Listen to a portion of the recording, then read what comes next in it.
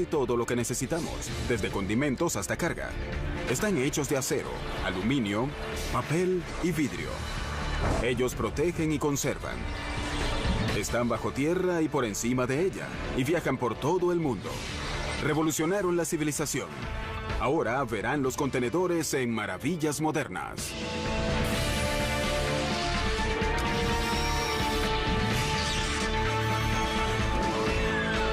Maravillas Modernas. En China, los televisores, pantalones y bombillas son fabricados en grandes cantidades. Pero ¿cómo llegan estos bienes a las tiendas en Estados Unidos? En los ubicuos y normales contenedores de envíos. Para mover todas esas cosas, desde los sitios mar afuera hasta la tierra firme, se necesitan muchas cajas grandes. Y las cajas grandes de las que hablamos son los contenedores de 14 metros que viajan por los caminos con los pantalones, televisores o llantas que vemos guardados en estantes en las tiendas. El viaje del contenedor desde su punto de origen hasta la tienda es largo. Lo usual es que las mercancías sean rellenadas y fabricadas en un centro de distribución en un lugar de China, en este caso la provincia de Guangdong. De ahí pasa al puerto de Hong Kong, por ejemplo, y el transporte es hecho en una de tres formas. Una por camiones en carreteras, dos por tren y tres por embarcaciones más pequeñas en un río. Luego llega al puerto de Hong Kong. Es normal que se carguen entre 4.000 y 9.000 contenedores en los barcos más grandes en el puerto de Hong Kong. Luego la nave parte de Hong Kong hacia el puerto de Los Ángeles, por ejemplo. Cuando llega a este puerto, se descarga el contenedor.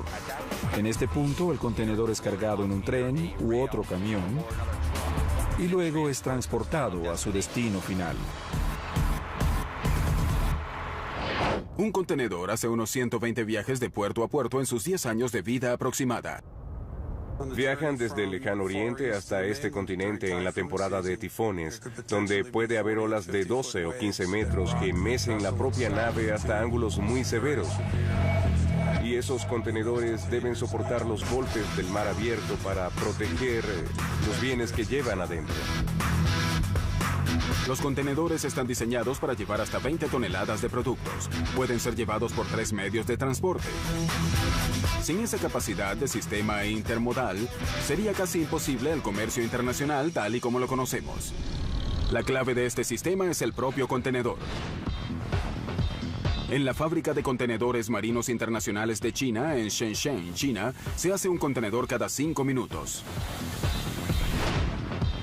Enormes láminas de acero son dobladas, remachadas y pintadas en una línea de montaje de una de 3 longitudes dictadas por la Organización Internacional para la Estandarización o ISO.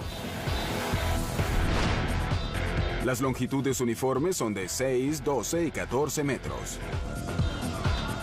La mayoría de los contenedores de hoy son del tipo de 12 metros. Cada contenedor es hecho de una forma tal que permite entrelazarlos con facilidad. Cuando los contenedores son cargados en embarcaciones, los conectan entre sí con un mecanismo llamado twist lock. También está el rod lashing, que son unas varillas puestas a los lados del contenedor para que sea más sólido al colocar uno encima del otro. Antes de surgir los contenedores, el manejo de la carga tomaba mucho tiempo y músculos. La industria marítima es de las que respetan más la tradición. Durante siglos, los bienes fueron cargados y descargados en gran parte en la misma forma. La carga era movida con redes de cargas y arpeos para sacarlas de las bodegas de carga.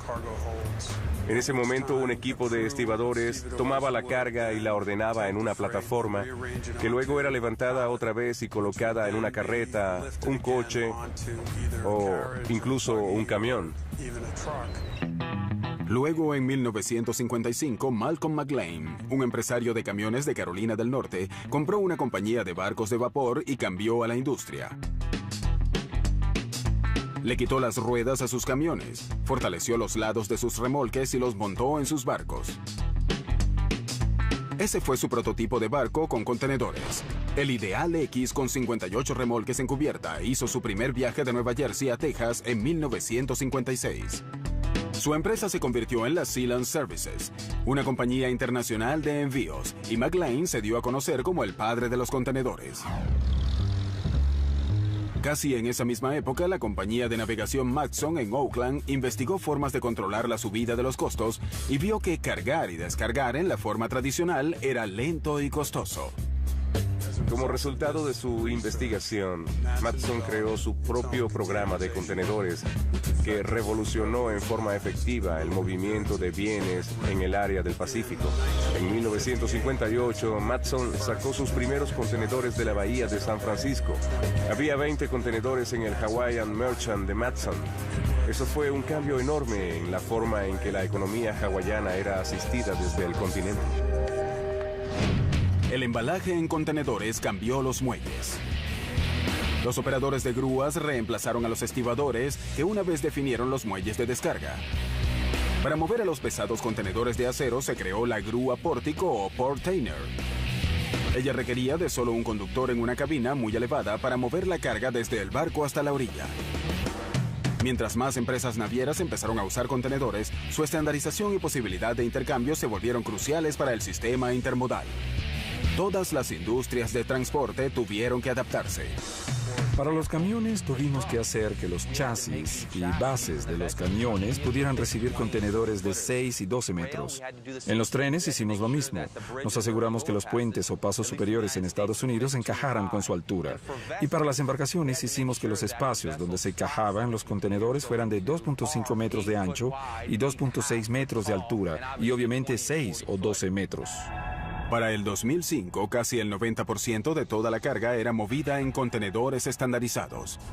Pero cuando los contenedores llegaron para facilitar el comercio mundial, el mundo se volvió más peligroso. Es obvio que después del 11 de septiembre, la seguridad subió en forma exponencial. Ha habido muchos ejemplos en donde terroristas se han metido sin autorización en contenedores para entrar de contrabando en Estados Unidos. Otro ejemplo podría ser el de insertar un arma de destrucción masiva en el propio contenedor. Por eso, compañías como la GE Security crearon un dispositivo para resguardar al contenedor en su vulnerable viaje. La forma en que instalamos el mecanismo de seguridad en los 13 millones de contenedores en existencia se parece mucho a cómo se instala una pieza de Lego. El CSD solo se encaja en el marco de la puerta del contenedor ISO.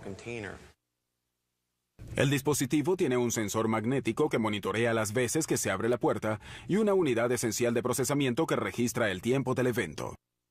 La antena es la única pieza afuera del contenedor. Al terminar de cargar, el fletador entra al sistema, mete un código de acceso, registra el número del contenedor y autoriza su sellado.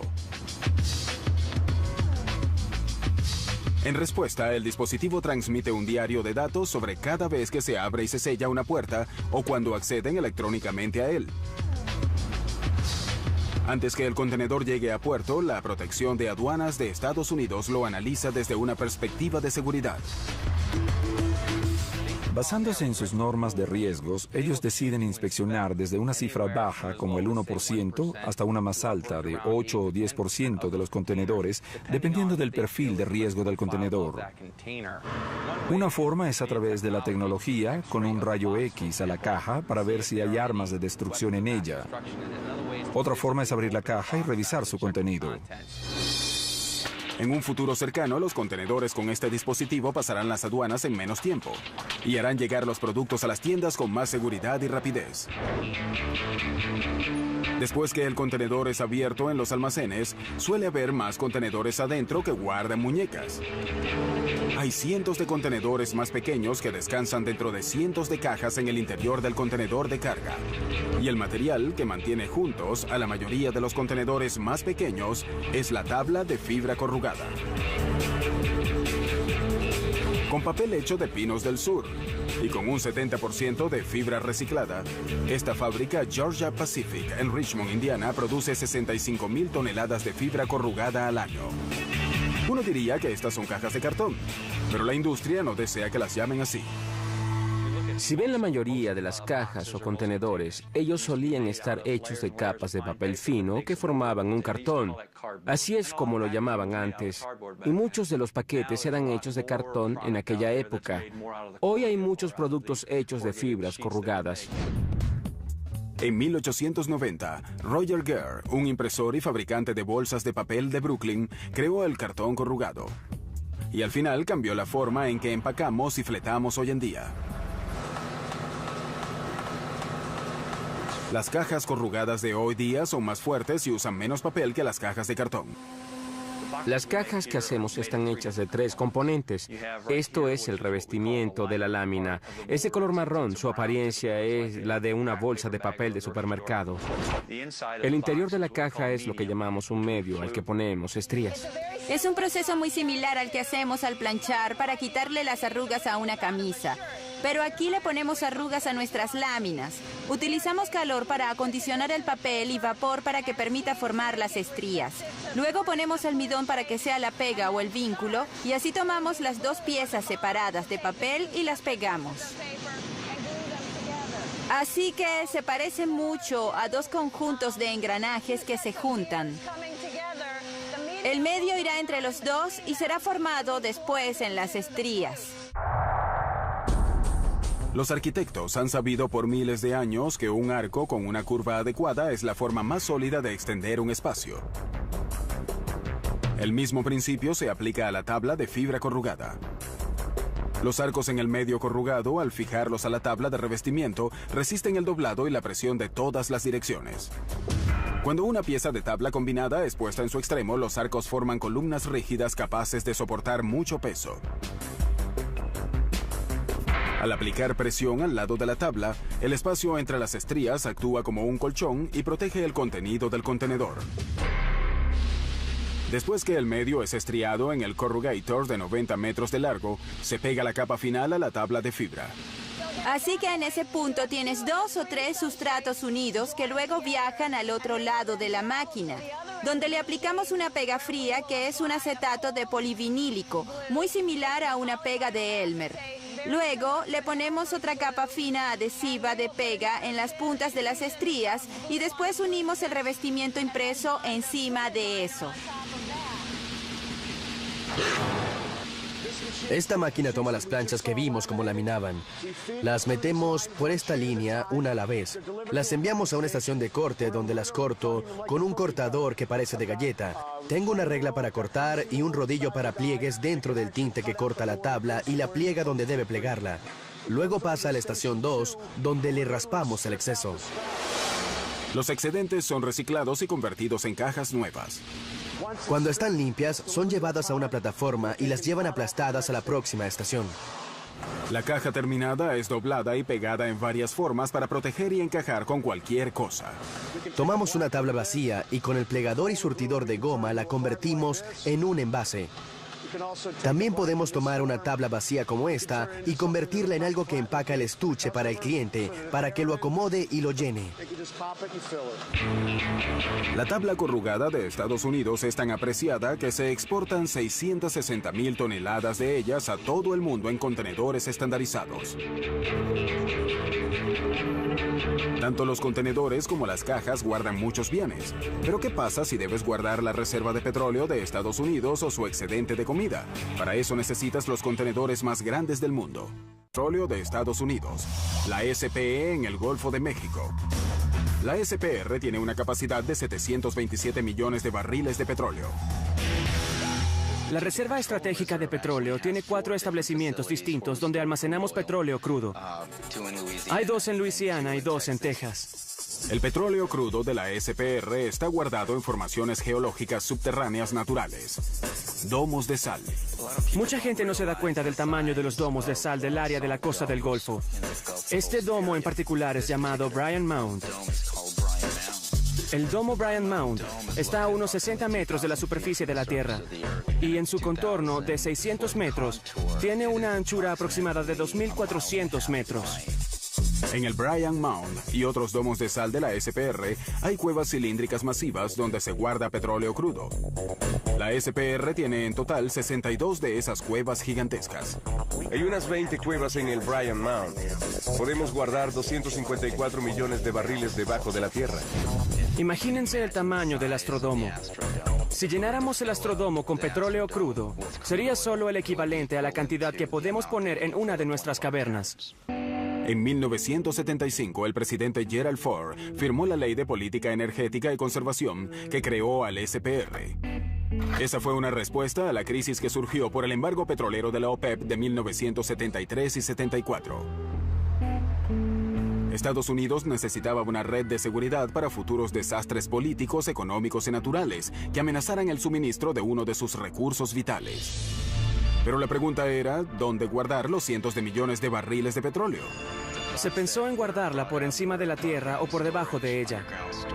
Ellos se dieron cuenta de que el Golfo de México era el sitio más factible para guardar petróleo crudo por debajo de la tierra en domos de sal. La mayoría de refinamiento se hace en la costa del Golfo y los oleoductos también están allí. Y ya había algunos domos de sal que tenían algunos pasos a cavernas subterráneas. A diferencia de la minería tradicional que usa máquinas para sacar la sal, con la minería a base de soluciones se inyectan millones de galones de agua a los domos de sal para crear cavernas. En ese proceso usamos agua para disolver la sal, tal y como disolveríamos la sal de la mesa en la casa. Usamos aproximadamente 7 barriles de agua cruda para crear un barril de espacio en la caverna. La forma en que estos contenedores subterráneos son realizados o creados es a través de la perforación de 2 agujeros de unos 1.200 metros dentro del propio domo de sal. A esos agujeros se les coloca unas envolturas largas o tubos dentro de tubos. Luego introducimos agua en esos tubos, en la tubería interior, para disolver la sal. La sal disuelta se convierte en salmuera y esta sale por el anillo o tubería externa. Al sacar la salmuera, se pone el petróleo crudo en su lugar y se almacena hasta que se lo necesite. El petróleo se beneficia de la alta temperatura subterránea. El calentamiento geotécnico del petróleo crudo hace que su composición mantenga su consistencia, porque hay una homogeneidad en el petróleo crudo. Para extraer el petróleo de su represa subterránea, el SPR hace una extracción adicional. Bombeamos agua por la corriente de salmuera hasta el fondo de la cueva. El agua saca el petróleo crudo que está encima de la sal y sale luego por el tubo colector de petróleo. El petróleo es más liviano que el agua, así que es natural que ambas sustancias se separen. El petróleo es luego segregado, medido y distribuido a varios terminales y refinerías. Una extracción adicional del SPR ocurre en circunstancias muy específicas. El presidente de Estados Unidos tiene autoridad de ordenar una extracción a gran escala. Y eso significa que sacamos 4.4 millones de barriles de petróleo diarios de nuestros establecimientos. También tiene la autoridad de ordenar una extracción limitada, que permite liberar hasta 30 millones de petróleo crudo. La otra persona autorizada a liberar petróleo de nuestros establecimientos es el secretario de Energía. Solo ha habido 2 extracciones desde que se formó el SPR. Se autorizó una después del huracán Katrina en el 2005. Unos vientos de 225 kilómetros por hora azotaron a la costa del Golfo, dañando refinerías y tuberías que abastecen a los Estados Unidos. Y la SPR sirvió al propósito para la que fue creada: aliviar las penas de los desastres económicos, geopolíticos y naturales. Debemos estar listos para cuando el presidente decrete una extracción total, en la cual podremos suministrarle petróleo crudo al país. Y en esa situación tendremos que estar listos, casi igual que los militares. La reserva estratégica de petróleo es quizá el contenedor subterráneo más grande del mundo. Pero hay otros contenedores que guardan vastas riquezas por encima de la tierra: los silos. Estamos sobre un silo de 33.5 metros de altura y 18 metros de diámetro. Este es el que almacena 6.342.000 litros. Debido a su altura, un silo puede tener una base pequeña y aún así contener gran cantidad de lo que haya que almacenar, como granos, arena, maíz, para mencionar algunas cosas.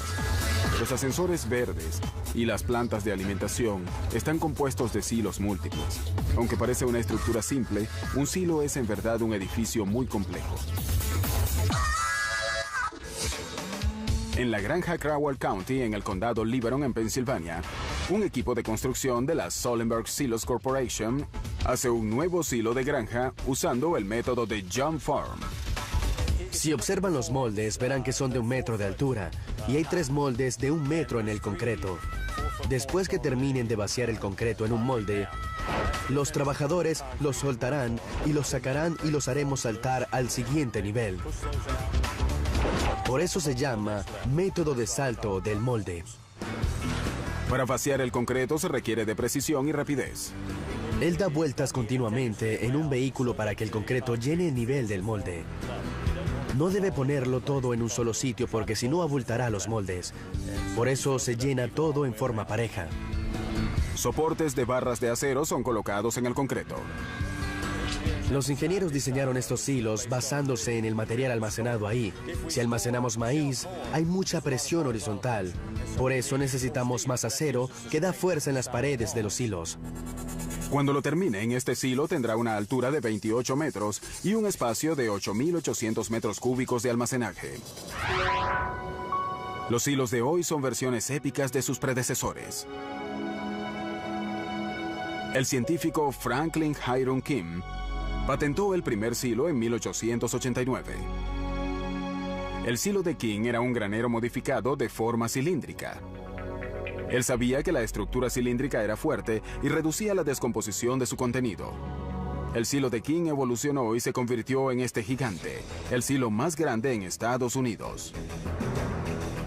Tiene una altura de 45 metros y está en el condado Berks, en Pensilvania. En este silo grande hay una capacidad de almacenaje de más de 2.548 metros cuadrados. El dirigible de Goodyear tiene unos 2.000 metros cuadrados, así que esto es más grande. En la mayoría de los silos modernos reina el concreto. Siempre he dicho que el concreto es para toda la vida. Requiere de poco mantenimiento y puedes poner casi de todo en él. Los silos y tanques de almacenaje del SPR son impresionantes. Pero hay otro contenedor pequeño y humilde que usamos a diario y cambió el curso del mundo. La lata de metal.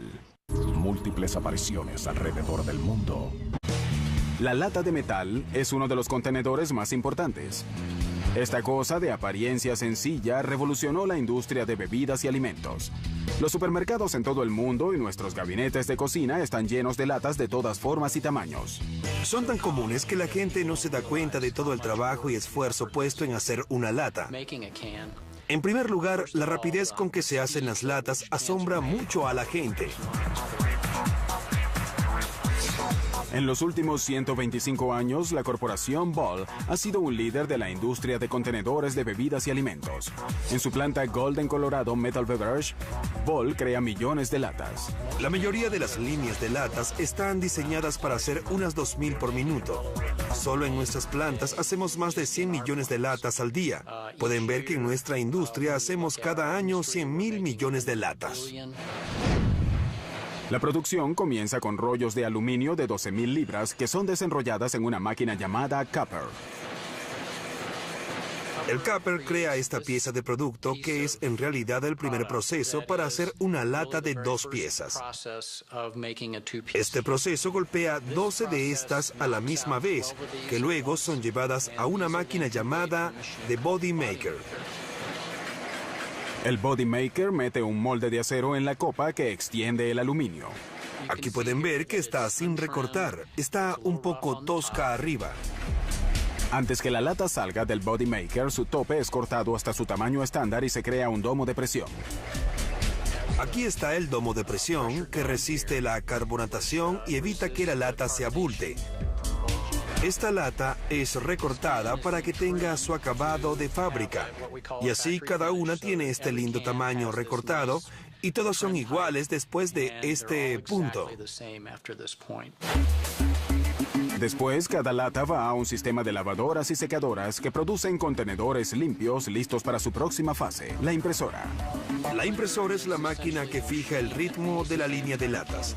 Aumenta su velocidad o la baja y el resto de la línea de latas debe portarse de la misma forma. La impresora usa 8 colores para diseñar etiquetas. Luego, un barniz fino cubre el trabajo de arte. Desde aquí, las latas entran a un horno que hornea y fija la tinta y el barniz. Esa lata va después desde ese horno a lo que llamamos las máquinas de rociado interno. Ellas rocían el interior de la lata con una capa que también es horneada después, así que no está expuesta a ningún metal. En cada fase de la línea de producción, las latas deben ser perfectas, o si no las descartan y reciclan. El paso final antes del envío es crear un cuello y una pestaña a la lata. Le ponemos un cuello y una pestaña a la lata.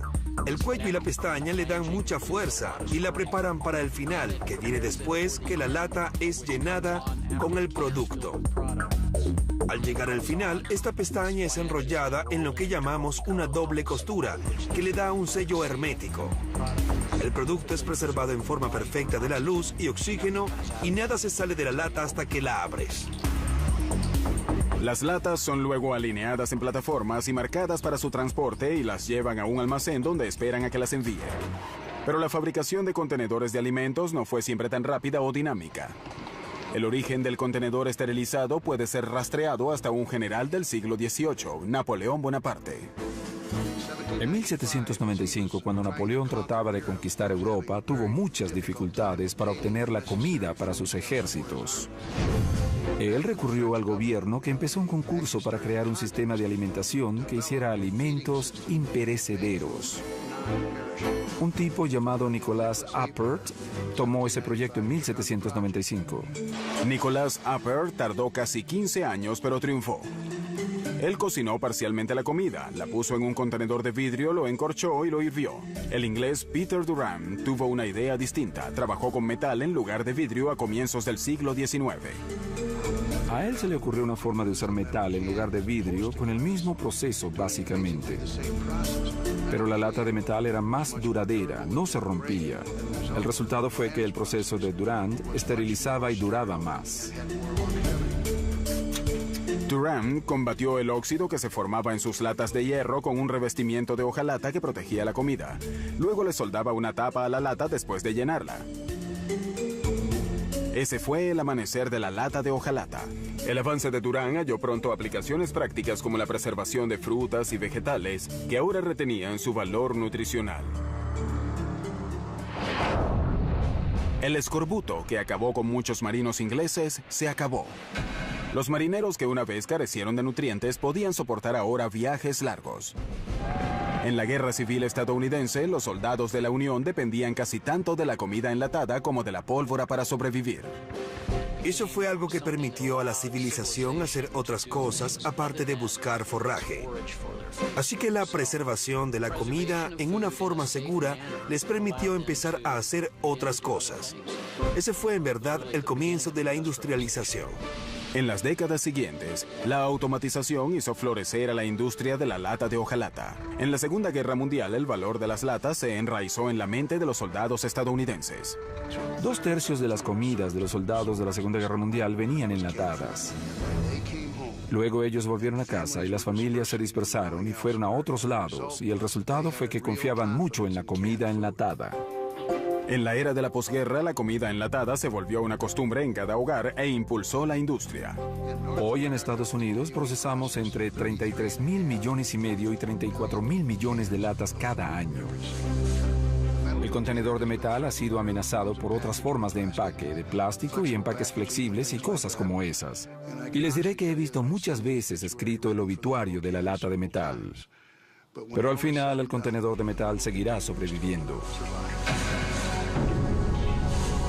Aunque la lata de metal sea el contenedor más importante en el mundo, otra lata con un gran avance casi eclipsó su importancia: la lata de aerosol.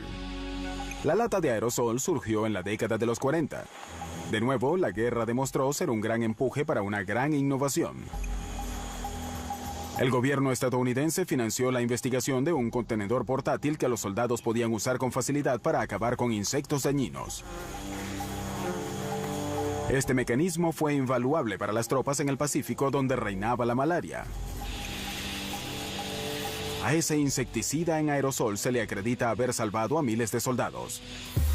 El éxito de la lata de aerosol en la guerra se extendió pronto al frente civil, donde las familias usaron de todo, desde aerosol para el pelo hasta medicinas, cada vez con más frecuencia. Una lata de aerosol está hecha de acero o aluminio y funciona con un propelente. El propelente es un gas. Al hundir la boquilla de arriba, la fuerza del gas que presiona al producto hace que se mueva a través del tubo de inmersión y salga al final por la boquilla. La boquilla estrecha atomiza el líquido y forma una neblina fina. Las primeras latas de aerosol usaron gas liquidificado que contenía clorofluorocarburo, o CFC. Pero los científicos descubrieron que el CFC dañaba a la capa de ozono. Para 1978 fueron removidos del 90% de los aerosoles en Estados Unidos. En los años 80, los CFC fueron prohibidos en todo el mundo, pero los fabricantes hicieron propelentes inofensivos. Hoy, la industria del aerosol hace más de 3.000 millones de contenedores cada año. Y aunque la lata selló su lugar en la sociedad, un contenedor de plástico le puso la tapa a la comida fresca y cambió las cocinas para siempre. Es un pájaro. Es un avión. Es Maravillas Modernas.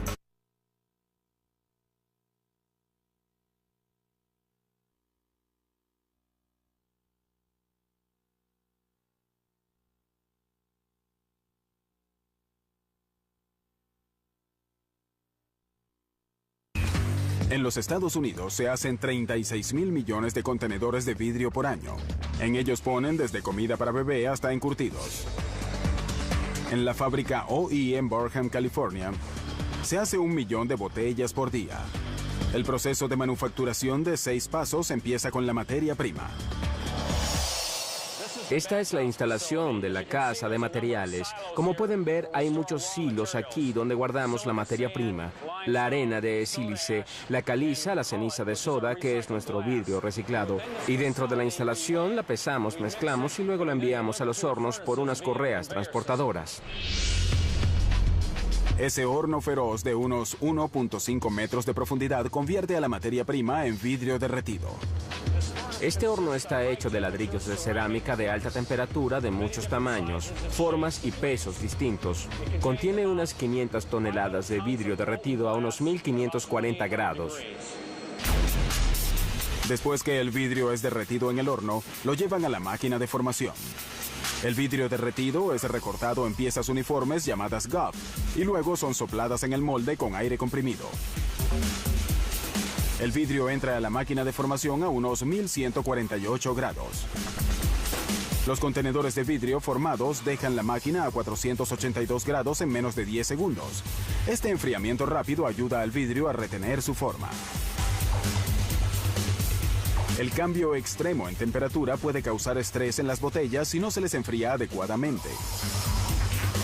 Es por eso que los contenedores son cargados a un aparato donde su temperatura es aumentada hasta 537 grados y luego la reducen hasta menos de 93 grados.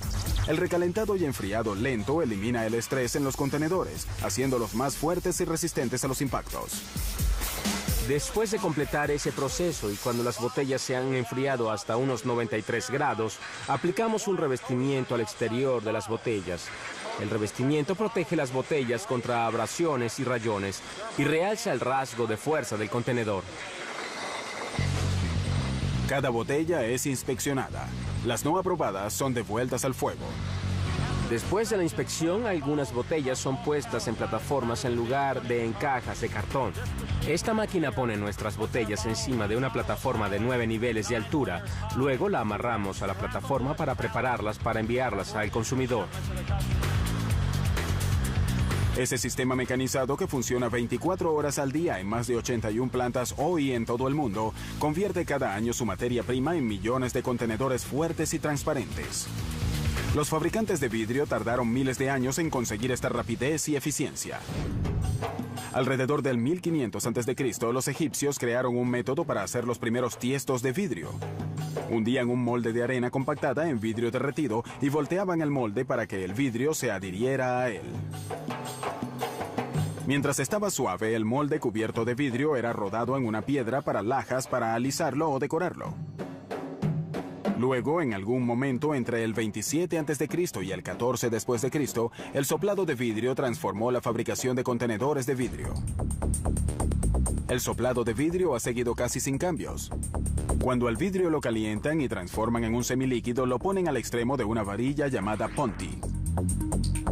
El soplador de vidrio sopla en el Ponti para moldear el vidrio y hacer contenedores de distintas formas. En 1880, más del 25% del vidrio hecho en Estados Unidos era usado para botellas comunes. Estas eran sopladas una a la vez. Eso cambió en 1903 con una invención de un joven soplador de vidrio de Ohio. La primera máquina de botellas automática creada por Mike Owens hacía 9 botellas por minuto. Para poner eso en perspectiva, la producción de esa máquina en un día habría requerido de 36 hombres trabajando 18 horas, soplando botellas a mano. Después vino el llenado a alta velocidad y las líneas de empacamiento. La O en OI significa Owens, y gracias a su máquina la compañía formó su negocio mundial de contenedores. Ella hace millones de contenedores de vidrio cada año. Antes de la posguerra, en los años 40, los contenedores de vidrio y metal eran las opciones más comunes para guardar comida. Pero llegó un hombre llamado Earl Tupper que revolucionó la preparación y almacenado de la comida. Mucho antes de que surgiera Earl Tupper, aún faltaba tiempo para la llegada de muchos refrigeradores. Mucha gente aún hacía que le llevaran hielo a sus casas. Los contenedores de comida estaban diseñados para guardar el producto por un día o algo así. En los años 40, la industria del plástico aún estaba en su primera etapa. Los contenedores de plástico eran difíciles de mercadear porque eran quebradizos, grasosos, malolientes y poco confiables. Por lo tanto, Tupper creó 2 innovaciones en la tecnología del plástico. Él ayudó a desarrollar el proceso de refinar el residuo de polietileno. Este residuo es una sustancia negra, un producto derivado del refinamiento de petróleo. A través de este proceso, él pudo desarrollar un material muy duradero y muy flexible que era maravilloso para la conservación de la comida. Era un material no poroso y traslúcido también. Él creó el sello Tupper, una tapa ajustada contra el aire y agua creada por un artículo de ferretería. Él estaba un día en una ferretería y vio una lata de pintura y notó que en la lata de pintura había un sello en el centro. A él se le ocurrió la idea de que si hacía que el sello fuera alrededor de los bordes externos de un tazón, eso sería compatible con una necesidad que llegaba a su mayoría de edad en esa época cuando la gente compraba refrigeradores en los años de la posguerra. El sello podía retener cosas como la humedad y así evitaba que la comida se secara. Básicamente mantenía el sabor general y la textura de la comida con un largo tiempo de conservación. Gracias a la demostración hecha por amas de casa en las reuniones de Tupperware, las ventas se fueron al cielo. Muy pronto los macarrones y ensaladas eran mantenidos frescos en estos contenedores. La Tupperware y otros fabricantes tuvieron que crear una nueva tecnología en los años 70 cuando surgió el horno de microondas. Pero el contenedor de cenas precocinadas fue el que tuvo que cambiar más. La bandeja de aluminio y el horno de microondas no se llevan bien juntos. En la cavidad del horno no había nada para absorber la energía de microondas. Así que si metías metal ahí, todo rebotaba hacia lo que llamamos el magnetrón, que es lo que generaba las microondas. Las ondas rebotaban y lo quemaban.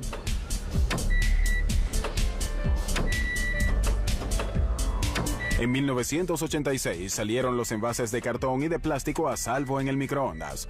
Hoy se venden anualmente unas 2.000 millones de comidas en envases de microondas en Estados Unidos. Como la tecnología cambia la apariencia y uso de los contenedores, los diseñadores tienen que pensar en cajas. En Londres, 2 constructores hicieron eso, y ahora la gente vive dentro de cajas. En nuestro planeta como para hacer una pared doble de 2 metros de altura alrededor del Ecuador. Un grupo visionario de diseñadores halló una segunda vida para los contenedores que completaron sus viajes por mar. Eldon Scott y Eric Reynolds, de la Urban Space Management, hicieron la Container City, en el corazón del área de los muelles de Londres. La Container City parece unas piezas de Lego de color rojo, anaranjado y amarillo, colocados unos encima de los otros en un estilo de apariencia casual. Ellos tienen unos balcones pequeños que también están hechos de contenedores y un cercado en el frente. El destino final del contenedor es el vertedero de chatarra. Pero estos fueron destinados para cosas más grandes. La forma más barata de construcción es una caja ya existente. Y eso es lo que es un contenedor. Cuando lo compras, el contenedor te lo suministra todo. Tiene el piso, las paredes y el techo. Además, son muy fuertes. Los puedes poner en arreglos muy modernos. Scott y Reynolds convirtieron los contenedores grandes en espacios cómodos donde vivir y trabajar. Cuando la gente oye que vives en un contenedor, piensan que vives en una caja de hojalata horrible. Ellos dicen, viene el invierno y pasarás frío. ¿No es así? Los contenedores están aislados. Tienen electricidad y agua corriente. Son muy civilizados. Para mantener los costos bajos, los arquitectos usan 100% material reciclado. Un contenedor estándar internacional es justo eso. Tiene el mismo tamaño con una diferencia de milímetros en las esquinas, porque todas esas esquinas van juntas. Así que, por supuesto, es maravilloso construir con ellos, porque no tienes el problema de los ladrillos o bloques. Pero los contenedores son perfectos, así que puedes comprarlos donde sea y funcionarán. 5 meses tardó la construcción de Container City One, que se inauguró en mayo de 2001 y ofreció 12 estudios de trabajo. En el 2003 se le añadió otro piso en menos de 2 días, que ofreció 3 apartamentos adicionales donde vivir y trabajar. Hoy, un total de 100 unidades forman a la Container City. Había suficiente demanda y de nuevo esto prueba que estos contenedores están diseñados para apilar cosas. Ellos literalmente caen uno encima del otro y ponemos otro piso sobre ellos. El tamaño de un contenedor es de 28 metros cuadrados y su alquiler mensual oscila entre $80 y $140. El éxito de Container City hizo surgir otros edificios de contenedores para escuelas, hospitales y centros deportivos. Nos hallamos en forma accidental dirigiendo un negocio haciendo estas cosas. Al principio era solo para nosotros. La Urban Space Management se volvió internacional con sus contenedores habitables. Los venden en Sudamérica, Pakistán y Australia. Sin embargo, podrían tener competencia en Australia. Allí, el arquitecto Sean Gottsell convierte a los contenedores de envíos en viviendas de emergencia para gente desalojada por desastres como el huracán Katrina. Su concepto, llamado Future Shack, está hecho para ser producido en masa y es económico y fácil de enviar y almacenar. Las cabañas son independientes y pueden ser erigidas en 24 horas. Su interior está alineado con madera contrachapada que contiene muebles empotrados. También hay una pared divisoria que tiene las cañerías. Gottsell le añadió solo unos cambios externos. Varias estrías adicionales para asegurar la estructura a una base. Como entrada usa una abertura movida arriba con bisagras y tiene varios paneles en el techo para ventilarla. A pesar de las alteraciones, la cabaña mantiene su capacidad de navegar y ser enviada a cualquier parte del mundo, al igual que su predecesor no modificado. Los arquitectos y planificadores urbanos de todo el mundo toman nota de estas ideas modulares. Hogares, oficinas, estudios e infraestructura vial quizás sea enviada a un vecindario cerca de usted. Después de todo, un contenedor bueno nunca pasa de moda.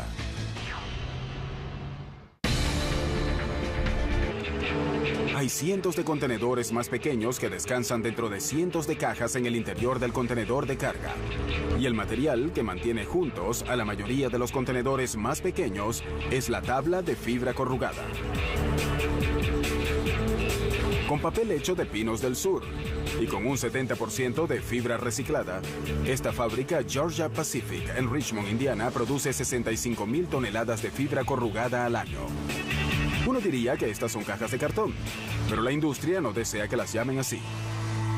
Si ven la mayoría de las cajas o contenedores, ellos solían estar hechos de capas de papel fino que formaban un cartón. Así es como lo llamaban antes. Y muchos de los paquetes eran hechos de cartón en aquella época. Hoy hay muchos productos hechos de fibras corrugadas. En 1890, Roger Guer, un impresor y fabricante de bolsas de papel de Brooklyn, creó el cartón corrugado. Y al final cambió la forma en que empacamos y fletamos hoy en día. Las cajas corrugadas de hoy día son más fuertes y usan menos papel que las cajas de cartón. Las cajas que hacemos están hechas de 3 componentes. Esto es el revestimiento de la lámina. Es de color marrón, su apariencia es la de una bolsa de papel de supermercado. El interior de la caja es lo que llamamos un medio, al que ponemos estrías. Es un proceso muy similar al que hacemos al planchar para quitarle las arrugas a una camisa. Pero aquí le ponemos arrugas a nuestras láminas. Utilizamos calor para acondicionar el papel y vapor para que permita formar las estrías. Luego ponemos almidón para que sea la pega o el vínculo y así tomamos las 2 piezas separadas de papel y las pegamos. Así que se parece mucho a 2 conjuntos de engranajes que se juntan. El medio irá entre los 2 y será formado después en las estrías. Los arquitectos han sabido por miles de años que un arco con una curva adecuada es la forma más sólida de extender un espacio. El mismo principio se aplica a la tabla de fibra corrugada. Los arcos en el medio corrugado, al fijarlos a la tabla de revestimiento, resisten el doblado y la presión de todas las direcciones. Cuando una pieza de tabla combinada es puesta en su extremo, los arcos forman columnas rígidas capaces de soportar mucho peso. Al aplicar presión al lado de la tabla, el espacio entre las estrías actúa como un colchón y protege el contenido del contenedor. Después que el medio es estriado en el corrugator de 90 metros de largo, se pega la capa final a la tabla de fibra. Así que en ese punto tienes 2 o 3 sustratos unidos que luego viajan al otro lado de la máquina, donde le aplicamos una pega fría que es un acetato de polivinílico. Formas y tamaños. Son tan comunes que la gente no se da cuenta de todo el trabajo y esfuerzo puesto en hacer una lata. En primer lugar, la rapidez con que se hacen las latas asombra mucho a la gente. En los últimos 125 años, la corporación Ball ha sido un líder de la industria de contenedores de bebidas y alimentos. En su planta Golden, Colorado Metal Beverage, Ball crea millones de latas. La mayoría de las líneas de latas están diseñadas para hacer unas 2.000 por minuto. Solo en nuestras plantas hacemos más de 100 millones de latas al día. Pueden ver que en nuestra industria hacemos cada año 100.000 millones de latas. La producción comienza con rollos de aluminio de 12.000 libras que son desenrolladas en una máquina llamada Capper. El Capper crea esta pieza de producto que es en realidad el primer proceso para hacer una lata de 2 piezas. Este proceso golpea 12 de estas a la misma vez, que luego son llevadas a una máquina llamada The Body Maker. El Body Maker mete un molde de acero en la copa que extiende el aluminio. Aquí pueden ver que está sin recortar, está un poco tosca arriba. Antes que la lata salga del Body Maker, su tope es cortado hasta su tamaño estándar y se crea un domo de presión. Aquí está el domo de presión que resiste la carbonatación y evita que la lata se abulte. Esta lata es recortada para que tenga su acabado de fábrica, y así cada una tiene este lindo tamaño recortado y todos son iguales después de este punto. Después, cada lata va a un sistema de lavadoras y secadoras que producen contenedores limpios listos para su próxima fase, la impresora. La impresora es la máquina que fija el ritmo de la línea de latas. Aumenta su velocidad o la baja y el resto de la línea de latas debe portarse de la misma forma.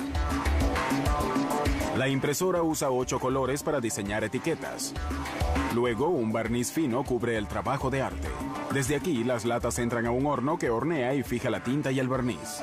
Esa lata va después desde ese horno a lo que llamamos las máquinas de rociado interno. Ellas rocían el interior de la lata con una capa que también es horneada después, así que no está expuesta a ningún metal.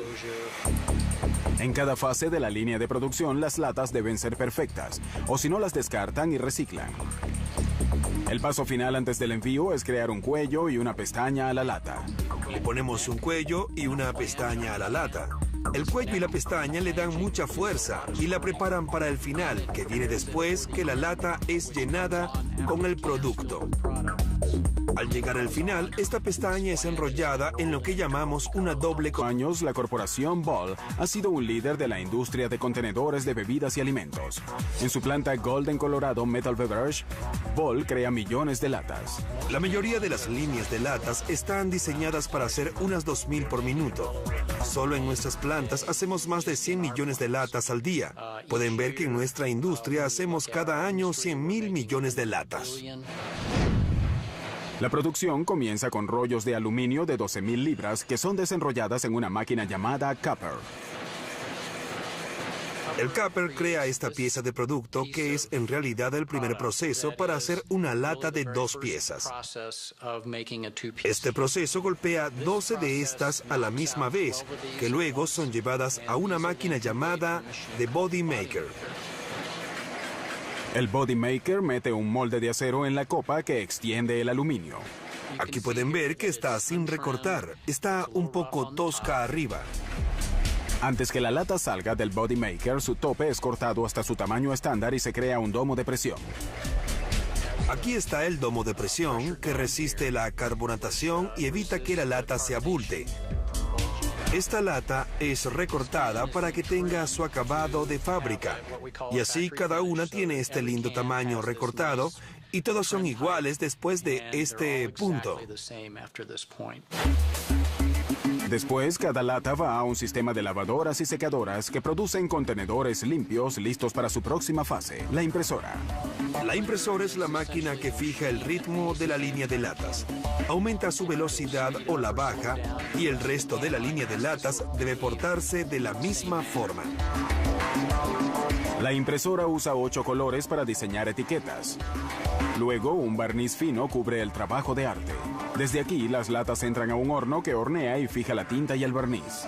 Esa lata va después desde ese horno a lo que llamamos las máquinas de rociado interno. Ellas rocían el interior de la lata con una capa que también es horneada después, así que no está expuesta a ningún metal. En cada fase de la línea de producción, las latas deben ser perfectas, o si no las descartan y reciclan. El paso final antes del envío es crear un cuello y una pestaña a la lata. Le ponemos un cuello y una pestaña a la lata. El cuello y la pestaña le dan mucha fuerza y la preparan para el final, que viene después que la lata es llenada con el producto. Al llegar al final, esta pestaña es enrollada en lo que llamamos una doble costura, que le da un sello hermético. El producto es preservado en forma perfecta de la luz y oxígeno y nada se sale de la lata hasta que la abres. Las latas son luego alineadas en plataformas y marcadas para su transporte y las llevan a un almacén donde esperan a que las... En guardarla por encima de la tierra o por debajo de ella. Ellos se dieron cuenta de que el Golfo de México era el sitio más factible para guardar petróleo crudo por debajo de la tierra en domos de sal. La mayoría de refinamiento se hace en la costa del Golfo y los oleoductos también están allí. Y ya había algunos domos de sal que tenían algunos pasos a cavernas subterráneas. A diferencia de la minería tradicional que usa máquinas para sacar la sal, con la minería a base de soluciones se inyectan millones de galones de agua a los domos de sal para crear cavernas. En ese proceso usamos agua para disolver la sal, tal y como disolveríamos la sal de la mesa en la casa. Usamos aproximadamente 7 barriles de agua cruda para crear un barril de espacio en la caverna. La forma en que estos contenedores subterráneos son realizados o creados es a través de la perforación de 2 agujeros de unos 1.200 metros dentro del propio domo de sal. A esos agujeros se les coloca unas envolturas largas o tubos dentro de tubos. Luego introducimos agua en esos tubos, en la tubería interior, para disolver la sal. La sal disuelta se convierte en salmuera y esta sale por el anillo o tubería externa. Al sacar la salmuera, se pone el petróleo crudo en su lugar y se almacena hasta que se lo necesite. El petróleo se beneficia de la alta temperatura subterránea. El calentamiento geotécnico del petróleo crudo hace que su composición mantenga su consistencia porque hay una homogeneidad en el petróleo crudo. Para extraer el petróleo de su represa subterránea, el SPR hace una extracción adicional. Bombeamos agua por la corriente de salmuera hasta el fondo de la cueva. El agua saca el petróleo crudo que está encima de la sal y sale luego por el tubo colector de petróleo. El petróleo es más liviano que el agua, así que es natural que ambas sustancias se separen. El petróleo es luego segregado, medido y distribuido a varios terminales y refinerías. Una extracción adicional del SPR ocurre en circunstancias muy específicas. El presidente de Estados Unidos tiene autoridad de ordenar una extracción a gran escala. Y eso significa que sacamos 4.4 millones de barriles de petróleo diarios de nuestros establecimientos. También tiene la autoridad de ordenar una extracción limitada, que permite liberar hasta 30 millones de petróleo crudo. La otra persona autorizada a liberar petróleo de nuestros establecimientos es el secretario de Energía. Solo ha habido 2 extracciones desde que se formó el SPR. Se autorizó una después del huracán Katrina en el 2005. Unos vientos de 225 kilómetros por hora azotaron a la costa del Golfo, dañando refinerías y tuberías que abastecen a los Estados Unidos. Envases de cartón y de plástico a salvo en el microondas. Hoy se venden anualmente unas 2.000 millones de comidas en envases de microondas en Estados Unidos. Como la tecnología cambia la apariencia y uso de los contenedores, los diseñadores tienen que pensar en cajas. En Londres, 2 constructores hicieron eso, y ahora la gente vive dentro de cajas. En nuestro planeta como para hacer una pared doble de 2 metros de altura alrededor del Ecuador. Un grupo visionario de diseñadores halló una segunda vida para los contenedores que completaron sus viajes por mar. Eldon Scott y Eric Reynolds, de la Urban Space Management, hicieron la Container City, en el corazón del área de los muelles de Londres. La Container City parece unas piezas de Lego de color rojo, anaranjado y amarillo, colocados unos encima de los otros en un estilo de apariencia casual. Ellos tienen unos balcones pequeños que también están hechos de contenedores y un cercado en el frente. El destino final del contenedor es el vertedero de chatarra. Pero estos fueron destinados para cosas más grandes. La forma más barata de construcción es una caja ya existente. Y eso es lo que es un contenedor. Cuando lo compras, el contenedor te lo suministra todo. Tiene el piso, las paredes y el techo. Además, son muy fuertes. Los puedes poner en arreglos muy modernos. Scott y Reynolds convirtieron los contenedores grandes en espacios cómodos donde vivir y trabajar. Cuando la gente oye que vives en un contenedor, piensan que vives en una caja de hojalata horrible. Ellos dicen, viene el invierno y pasarás frío. ¿No es así? Los contenedores están aislados. Tienen electricidad y agua corriente. Son muy civilizados. Para mantener los costos bajos, los arquitectos usan 100% material reciclado. Un contenedor estándar internacional es justo eso.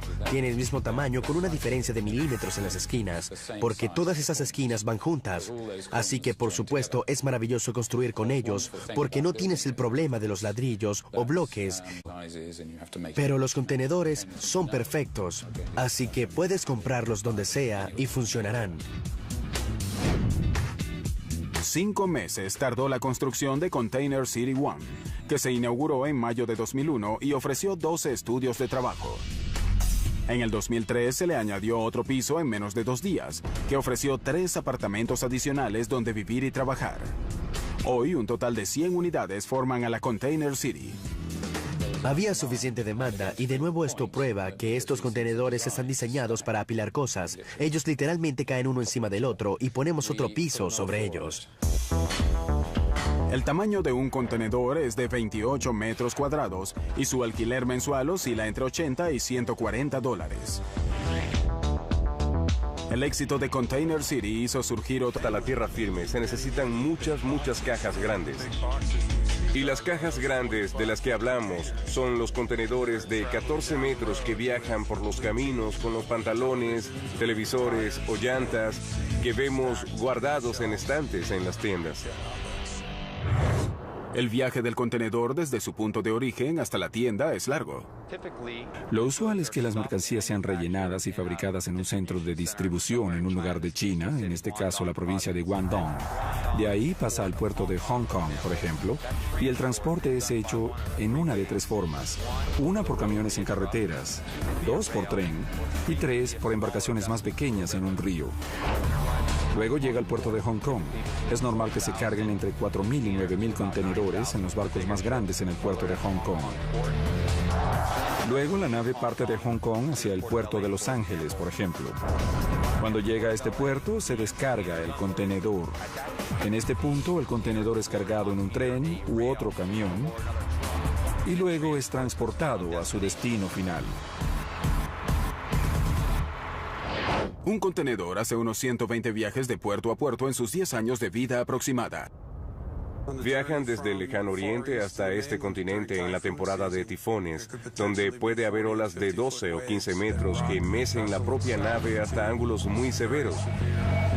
Y esos contenedores deben soportar los golpes del mar abierto para proteger los bienes que llevan adentro.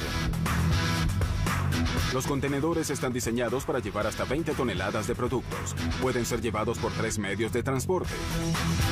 Sin esa capacidad de sistema intermodal, sería casi imposible el comercio internacional tal y como lo conocemos. La clave de este sistema es el propio contenedor.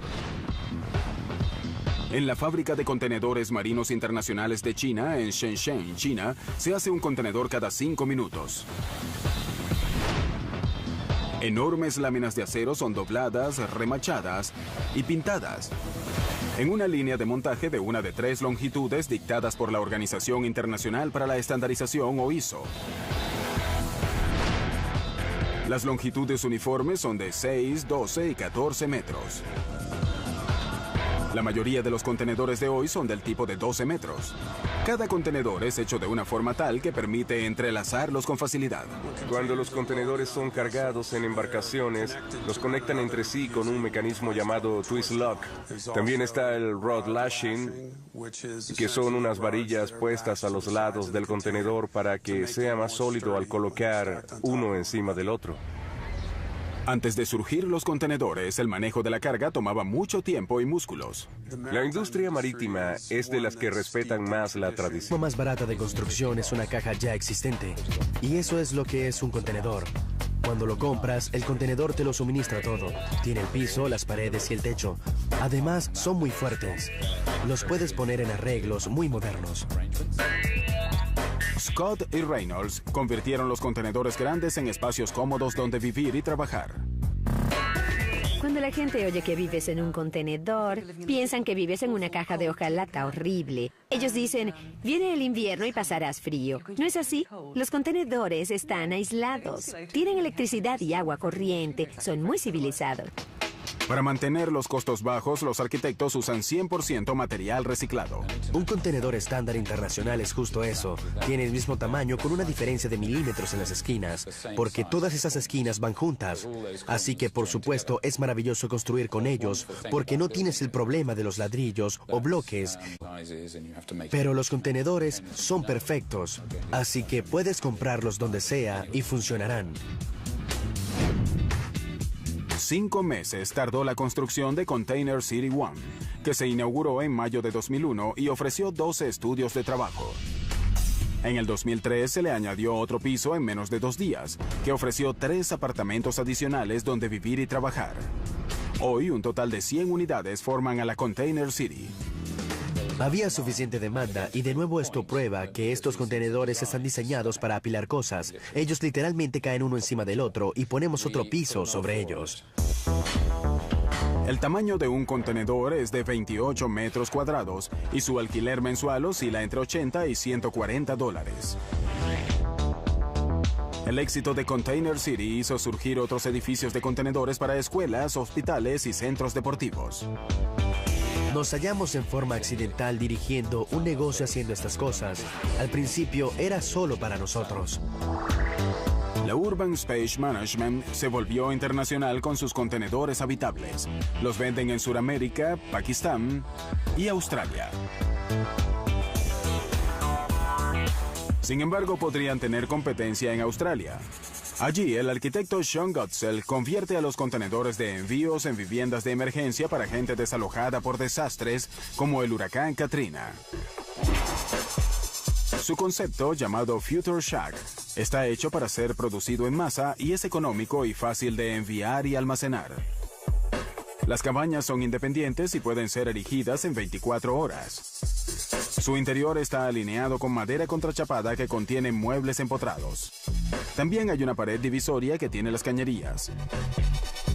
Gottsell le añadió solo unos cambios externos. Varias estrías adicionales para asegurar la estructura a una base. La antena es la única pieza afuera del contenedor. Al terminar de cargar, el fletador entra al sistema, mete un código de acceso, registra el número del contenedor y autoriza su sellado. En respuesta, el dispositivo transmite un diario de datos sobre cada vez que se abre y se sella una puerta o cuando acceden electrónicamente a él. Antes que el contenedor llegue a puerto, la Protección de Aduanas de Estados Unidos lo analiza desde una perspectiva de seguridad. Basándose en sus normas de riesgos, ellos deciden inspeccionar desde una cifra baja como el 1% hasta una más alta de 8 o 10% de los contenedores, dependiendo del perfil de riesgo del contenedor. Una forma es a través de la tecnología, con un rayo X a la caja para ver si hay armas de destrucción en ella. Otra forma es abrir la caja y revisar su contenido. En un futuro cercano, los contenedores con este dispositivo pasarán las aduanas en menos tiempo y harán llegar los productos a las tiendas con más seguridad y rapidez. Después que el contenedor es abierto en los almacenes, suele haber más contenedores adentro que guardan muñecas. Hay cientos de contenedores más pequeños que descansan dentro de cientos de cajas en el interior del contenedor de carga. Y el material que mantiene juntos a la mayoría de los contenedores más pequeños es la tabla de fibra corrugada. Con papel hecho de pinos del sur y con un 70% de fibra reciclada, esta fábrica Georgia Pacific en Richmond, Indiana, produce 65,000 toneladas de fibra corrugada al año. Uno diría que estas son cajas de cartón, pero la industria no desea que las llamen así. Si ven la mayoría de las cajas o contenedores, ellos solían estar hechos de capas de papel fino que formaban un cartón. Así es como lo llamaban antes. Y muchos de los paquetes eran hechos de cartón en aquella época. Hoy hay muchos productos hechos de fibras corrugadas. En 1890, Roger Gere, un impresor y fabricante de bolsas de papel de Brooklyn, creó el cartón corrugado. Y al final cambió la forma en que empacamos y fletamos hoy en día. Las cajas corrugadas de hoy día son más fuertes y usan menos papel que las cajas de cartón. Las cajas que hacemos están hechas de 3 componentes. Esto es el revestimiento de la lámina. Es de color marrón. Su apariencia es la de una bolsa de papel de supermercado. El interior de la caja es lo que llamamos un medio, al que ponemos estrías. Es un proceso muy similar al que hacemos al planchar para quitarle las arrugas a una camisa. Pero aquí le ponemos arrugas a nuestras láminas. Utilizamos calor para acondicionar el papel y vapor para que permita formar las estrías. Luego ponemos almidón para que sea la pega o el vínculo y tapa a la lata después de llenarla. Ese fue el amanecer de la lata de hojalata. El avance de Durán halló pronto aplicaciones prácticas como la preservación de frutas y vegetales que ahora retenían su valor nutricional. El escorbuto, que acabó con muchos marinos ingleses, se acabó. Los marineros que una vez carecieron de nutrientes podían soportar ahora viajes largos. En la Guerra Civil estadounidense, los soldados de la Unión dependían casi tanto de la comida enlatada como de la pólvora para sobrevivir. Eso fue algo que permitió a la civilización hacer otras cosas aparte de buscar forraje. Así que la preservación de la comida en una forma segura les permitió empezar a hacer otras cosas. Ese fue en verdad el comienzo de la industrialización. En las décadas siguientes, la automatización hizo florecer a la industria de la lata de hojalata. En la Segunda Guerra Mundial, el valor de las latas se enraizó en la mente de los soldados estadounidenses. 2/3 de las comidas de los soldados de la Segunda Guerra Mundial venían enlatadas. Luego ellos volvieron a casa y las familias se dispersaron y fueron a otros lados, y el resultado fue que confiaban mucho en la comida enlatada. En la era de la posguerra, la comida enlatada se volvió una costumbre en cada hogar e impulsó la industria. Hoy en Estados Unidos procesamos entre 33 mil millones y medio y 34 mil millones de latas cada año. El contenedor de metal ha sido amenazado por otras formas de empaque, de plástico y empaques flexibles y cosas como esas. Y les diré que he visto muchas veces escrito el obituario de la lata de metal. Pero al final el contenedor de metal seguirá sobreviviendo. Aunque la lata de metal sea el contenedor más importante en el mundo, otra lata con un gran avance casi eclipsó su importancia: la lata de aerosol. La lata de aerosol surgió en la década de los 40. De nuevo, la guerra demostró ser un gran empuje para una gran innovación. El gobierno estadounidense financió la investigación de un contenedor portátil que los soldados podían usar con facilidad para acabar con insectos dañinos. Este mecanismo fue invaluable para las tropas en el Pacífico, donde reinaba la malaria. A ese insecticida en aerosol se le acredita haber salvado a miles de soldados. El éxito de la lata de aerosol en la guerra se extendió pronto al frente civil, donde las familias usaron de todo, desde aerosol para el pelo hasta medicinas, cada vez con más frecuencia. Una lata de aerosol está hecha de acero o aluminio y funciona con un propelente. El propelente es un gas. Al hundir la boquilla de arriba, la fuerza del gas que presiona al producto hace que se mueva a través del tubo de inmersión y salga al final por la boquilla. Un grupo visionario de diseñadores halló una segunda vida para los contenedores que completaron sus viajes por mar. Eldon Scott y Eric Reynolds, de la Urban Space Management, hicieron la Container City, en el corazón del área de los muelles de Londres. La Container City parece unas piezas de Lego de color rojo, anaranjado y amarillo, colocados unos encima de los otros en un estilo de apariencia casual. Ellos tienen unos balcones pequeños que también están hechos de contenedores y un cercado en el frente. El destino final del contenedor es el vertedero de chatarra. Pero estos fueron destinados para cosas más grandes. La forma más barata de construcción es una caja ya existente. Y eso es lo que es un contenedor. Cuando lo compras, el contenedor te lo suministra todo. Tiene el piso, las paredes y el techo. Además, son muy fuertes. Los puedes poner en arreglos muy modernos. Scott y Reynolds convirtieron los contenedores grandes en espacios cómodos donde vivir y trabajar.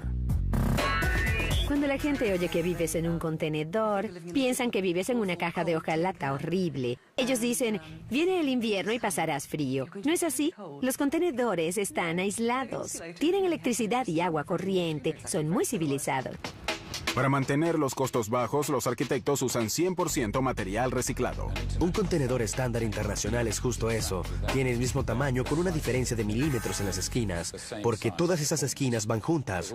Así que, por supuesto, es maravilloso construir con ellos, porque no tienes el problema de los ladrillos o bloques. Pero los contenedores son perfectos, así que puedes comprarlos donde sea y funcionarán. 5 meses tardó la construcción de Container City 1, que se inauguró en mayo de 2001 y ofreció 12 estudios de trabajo. En el 2003 se le añadió otro piso en menos de 2 días, que ofreció 3 apartamentos adicionales donde vivir y trabajar. Hoy, un total de 100 unidades forman a la Container City. Había suficiente demanda y de nuevo esto prueba que estos contenedores están diseñados para apilar cosas. Ellos literalmente caen uno encima del otro y ponemos otro piso sobre ellos. El tamaño de un contenedor es de 28 metros cuadrados y su alquiler mensual oscila entre $80 y $140. El éxito de Container City hizo surgir otros edificios de contenedores para escuelas, hospitales y centros deportivos. Nos hallamos en forma accidental dirigiendo un negocio haciendo estas cosas. Al principio era solo para nosotros. La Urban Space Management se volvió internacional con sus contenedores habitables. Los venden en Sudamérica, Pakistán y Australia. Sin embargo, podrían tener competencia en Australia. Allí el